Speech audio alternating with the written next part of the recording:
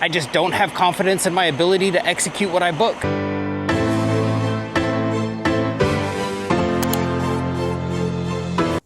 All right, guys, day 3 of Prime. First things first, be sure there's no shenanigans going on. Let's come over to this load board and go to trips. Of course, Lou starts breathing heavy right now. Let's go to trips. I'd hate for you guys to think that I've already have this whole night booked and everything. You can see, I'm gonna have it come up on screen.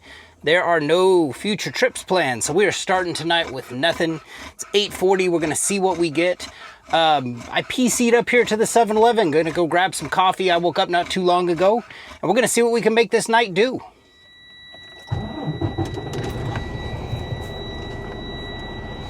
All right, let's get this show on the road. I've been sitting here for a couple hours. It's now 10:51.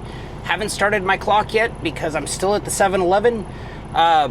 Just got a load going from DSD4 down, taking a container down to one of the sands, either sand 3, so my music's determined to get me a copyright strike on YouTube.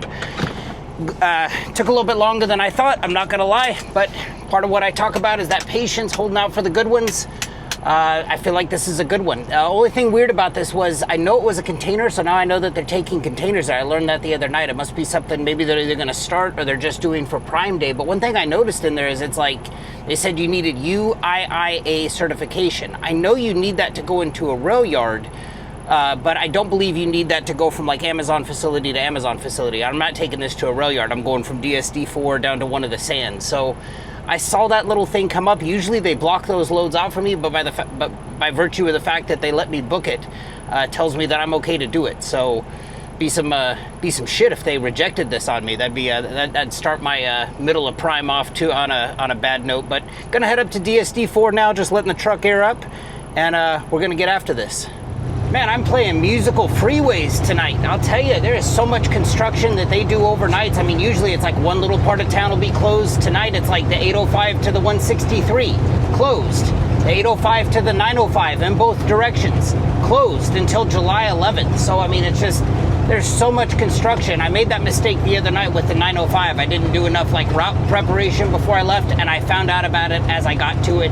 Ended up having to go down to San Ysidro Boulevard, essentially get off the freeway to get right back on. There's not a lot of room to do it, and I didn't want to make that mistake tonight.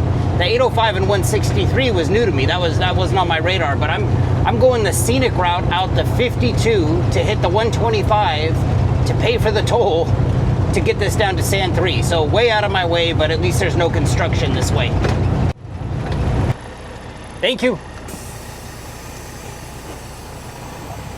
All right, let's do a little hat trick here. Let's come down here to start work. I'll tell you all about this in just a moment.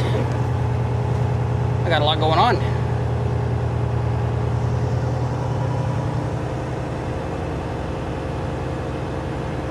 And arrival successfully detected at 12:25.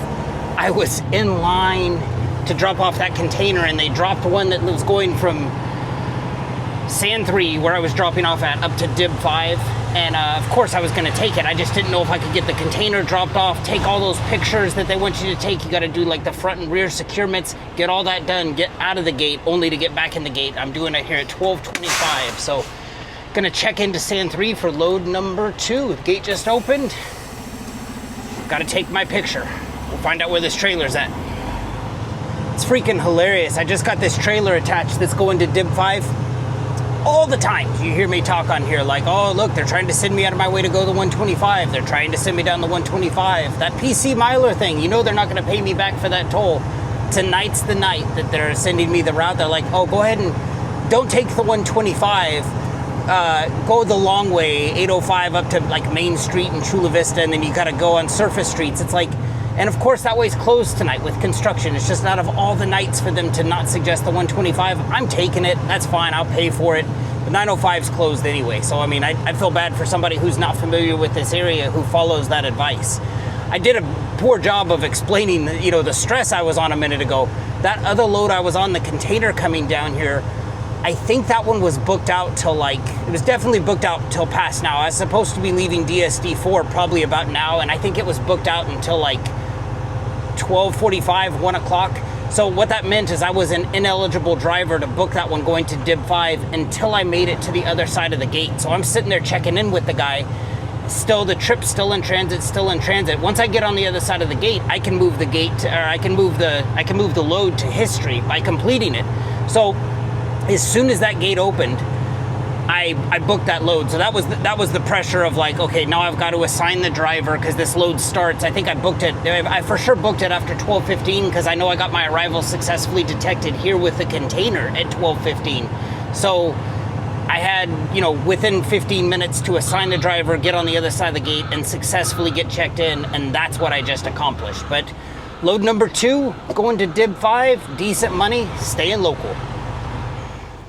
Dib 5 is one of those spots I love to come back and reminisce and kind of think about how far I've come in this journey. It was when I first got into trucking, when I first started making YouTube videos. I made a video here where I'm like, can anybody tell me what I'm doing wrong? I mean, the spot clearly, today I see it plain as day.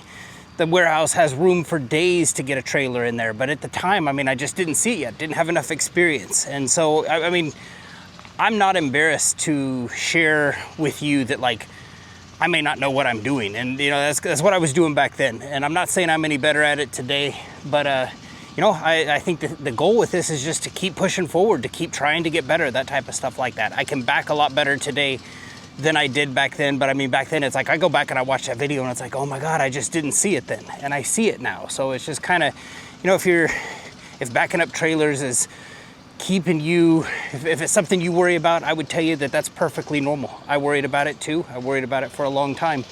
And, it just comes with time. You got to put that time, that ass in seat time, and it'll come to you. Ask a lot of questions. I'm grateful to the trucking community because, 19 times out of 20, when I had to get a trailer into a spot and I walked up to a guy and I'm like, how would you do this? 19 times out of 20, they were fantastic. And that just, I didn't have a trainer with this, but the trucking community kind of took care of me and was like, well, I would do it this way, or I would come at it like this, or I would try this. And so anyway, Dib 5 is a good spot for me to reminisce on. I'm out here walking Lou, got a little break in our night.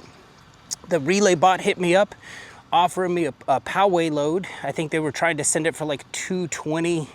I think I asked for 300 and it came up to like 280, 290. I don't know, I left my phone in the truck. So that one doesn't start till 3:45. There's no point in even starting it until 1:45. Give myself those 2 hours. But that's lucky load number 3. Man, it looks like they're just using one lane down here. This is crazy. You got traffic all the way up to the 905. Line of trucks behind me and one lane down there. That box truck has his reverse lights on. I wonder what's going on. Here's where we're hanging this one up tonight. In order to do this, I have to have absolute confidence in my ability to book and execute work.